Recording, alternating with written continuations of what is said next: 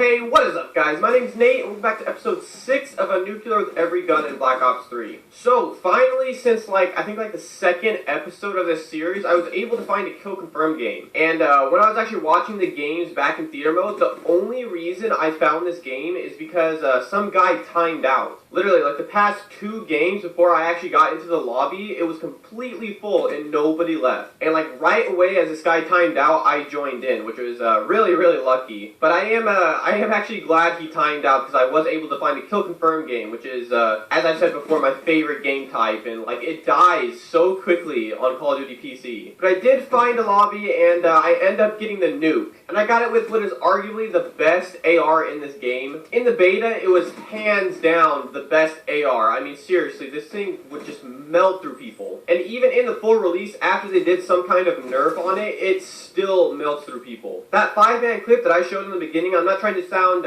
cocky, but it took no effort to kill all those people. If this thing doesn't one-burst somebody, it's definitely going to two-burst them. And the fire rate is actually very, very quick, and so it just kills people super quickly. This definitely seems to be the pick for a lot of competitive players too on console. So for example, I know Nadeshot's been using this gun a lot too, and he actually posted a clip on Twitter of he got a 7-man, and it was an unbroken feed. It was crazy. So this weapon is definitely good in pubs, and it's also very good in competitive, which is why I definitely think this is probably the best AR in the game. It's got little to no recoil, crazy range. I mean, seriously, you're going to pretty much two-burst someone from anywhere on the map. It has good control. I think the only thing I would say that could be better on this gun is the mag size. I think for this weapon, there's only 30 or 32 bullets in a mag, but I mean, that's easily fixed just by putting extended magazines on it, which I actually am, I'm not using that in this gameplay, and that's just because I hadn't unlocked the attachment yet. You actually unlock this weapon at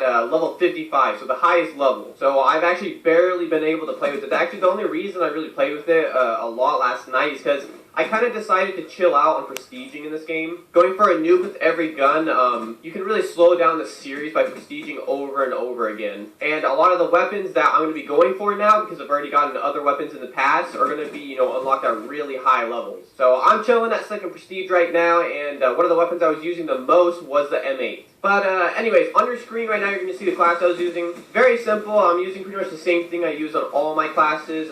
Red dot sight and stock for the AR. I think this is the same thing I was using on the Man of War. And like I said before, I would probably put on extended magazines once I got it on this weapon. I might even actually take away stock on this weapon because for some reason it just felt good without stock. Pretty much all the other ARs that I've used, they feel terrible without stock, but this one actually did pretty well without it. In that clip that Nadeshot got earlier that I mentioned, I don't even think he was using stock in it. I think he was using, I know he was using a red dot sight, but I don't think he was using stock on his M8. But anyways, for my perks, I'm using the same things I'm going to be using pretty much this entire series. Honestly, this perk setup is really, really good for going for nukes. But anyways, for my perks, I'm using 6th Sense, Fast Hands. I know so many people got pissed at me last video because I said Sleight of Hand. It's Fast Hands. Then I'm using Scavenger, Dead Silence again, and then Awareness. So I've been getting into a lot more games where people have finally caught on to Awareness and how pretty much OP it is. So most of the times I get killed off of nuclear streaks is because somebody was using Awareness and just kind of soundboarded me. So Dead Silence is